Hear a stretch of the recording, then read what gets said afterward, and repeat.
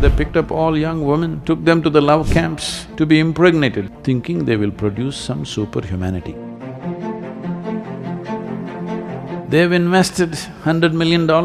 Right now, these things are being driven by commercial forces, meddling with the fundamental life substance like this. We will pay a price.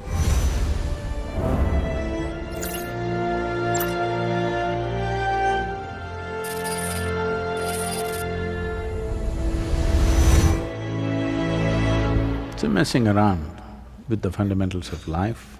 If you knew all of it, maybe it would be okay to do a few things. But right now, these things are being driven by commercial forces. They've invested $100 million, they're in a hurry to bring it to the market as quickly as possible because things are piling up on them. That's not the way to do these kind of things. These kind of things, if at all if we have to do, we must do it in such a way that there is no pressure to bring it into usage without really being 100% sure of what we are doing to this. Now, what we are assuming in this whole thing is, we are thinking, if you have good genetics, you will come out as a fantastic human being. That means you're a bloody racist. You better understand that. Adolf Hitler ran for those days what was called as love camps because he believed his German soldiers who are supposed to be Aryan or whatever, they are the best bred people. So they found across Europe, they picked up all young women, took them to the love camps to be impregnated by the German soldiers in hundreds, thinking they will produce some superhumanity. No, you may have whatever, your father may be built like a bull and you think it's great genetics. This does not mean you will produce a great human being. No, life doesn't work like that. You're discounting everything else. When your mother carried you in her womb with utmost love and what that did to the child, you've forgotten. You think it's only stupid genetics which is doing everything? Just look at in the same family, born to the same parents, or children the same way, same genetics, nonsense. One is there, one is here. Isn't it so? So we're discounting the impact of consciousness, the impact of human emotions, human thought, the atmospheres we create. So none of that is relevant, just manipulate genetics. There was a big controversy in India about genetically engineered plants. GM cotton came, then GM brinjal came. I was trying to understand what this is, so one of the major companies which is doing this, I met this guy and asked him, what is it? What is it that you're manipulating? All they're doing is with the vegetables. Mainly the problem is when you grow vegetable crops, which are short duration, 3 to 6 months, whatever the lifespan of that plant, to get that maximum yield, one of the biggest impediments is the bugs and the other things which they have to eat something. They come for the plant. They usually don't come for the vegetable, they like the leaf. This is a good partnership between us and them, they eat the leaf, we eat the vegetable. But if they eat too much leaf, then there will be not much vegetable. That's our problem. So we've been trying to do chemical warfare with them. We spray the entire place.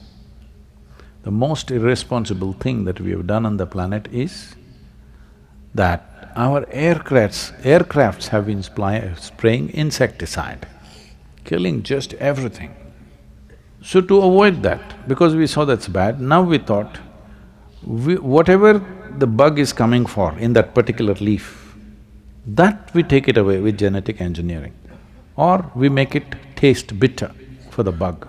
See, the bug has taste. The bug wants to eat this leaf because it's succulent, it is nutritious for that. So you make it bitter, the leaf becomes bitter, not the vegetable, only the leaf. Because of that, the bug will not be able to eat the leaf. But then I thought, is it a permanent fix? He said, no, Sadhguru, every season we have to re-engineer it. Because within a matter of 3 months, the bug comes up with a new solution for itself. It will learn how to make bitterness to taste good. Now you have to again re-engineer it.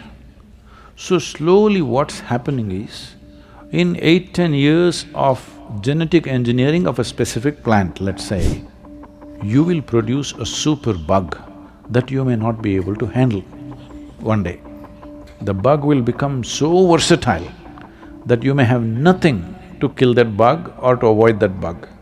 So, the bug is evolving faster than your intelligence because it's his survival.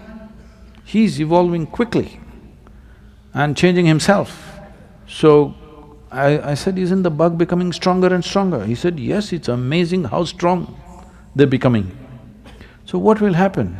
In 50 years' time, you'll have bugs that you don't know how to handle. If the bug can change his taste buds, the bug can change this and that. Suppose he decides, because you're doing all this, one day he decided he will become this big. That little bug became like this. Then what will you do? Is it a possibility? I asked him. He's very deeply immersed in these things. He said, we cannot say it's not possible. It is possible. One day bug may decide this size and this way of doing things is not good. If he's this much, if he became this much, then it'll be a different game altogether. So, we're meddling with things with bits and pieces of information. We don't know the entire scape of how genetic material is happening, not just in human being, in everything around us. Suppose you manipulated genetics, this is one possibility that some of the scientists are talking about. A manipulated genetics means, let's say it's like this, your aunt had cancer, her mother had cancer, your grandmother had cancer, so we will manipulate your genetics in such a way that you will not get cancer. That's the idea of this manipulation. With this manipulation, it is very much possible, and I think already it's manifesting in so many different ways. One thing is, allergic levels can go up big time. There's so many people in United States who are allergic to sunlight, allergic to lactose, milk, allergic to our groundnut. Allergy means, I did not know this, they were explaining in the airplane. They give me some lousy macadamia nut in the airplane, and I say, I'm not going to eat this nut. Do you have some groundnuts or peanuts or whatever you call it? No, no, it's not on this plane because there's one person who's allergic. If he's allergic, what's my problem? So not like that. If you open the packet, he will die. Really. If you just open the packet here, the man is sitting somewhere else, just the smell of it, he will suffocate and die. Can you beat this? This is not necessarily because of genetic modification in the person, but substances, chemicals and others going into the system is doing these things. So, one of the possibilities is you can become allergic to the air that you breathe. So that's good, because if I'm manufacturing oxygen tanks, I think this is very good market development because I will sell millions of this thing. Who told you you must drink 3 liters, 4 liters of water per day? Those who are selling water. Yes. No, doctors are telling. Those who are drinking, now if you drink 3-4 liters of water per day, even if it's chill in the air, that is why we have more toilets than 300 million people we have, but we have 600 million toilets, because anywhere you will want to go. Nobody ever was drinking this kind of water. Even in a tropical country where it's much warmer, we don't drink water like this.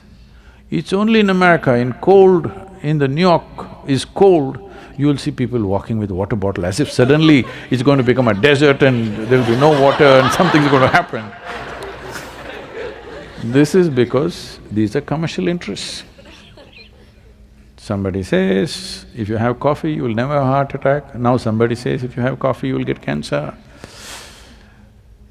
Those are different things. But meddling with the fundamental life substance like this, we will pay a price. In what form, we do not know.